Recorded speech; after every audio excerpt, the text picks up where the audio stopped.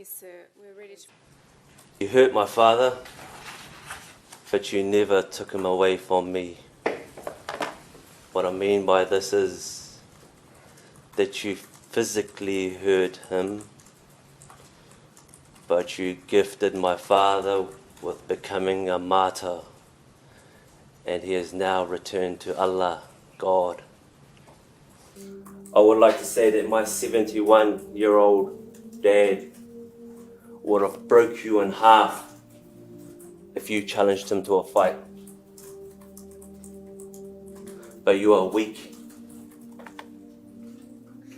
A sheep with a wolf's jacket on for only 10 minutes of your whole life.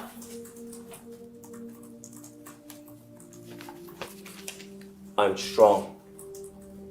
And you made me even stronger. You shot at defenseless people that were not aware of what was going on until they knew it was too late. Your actions were a gutless character of a person. I do not forgive you for what you have done. This world was created with color. A peasant like you will never change the human race. Your wish is to make this world a racist cult of one color, but you will never succeed.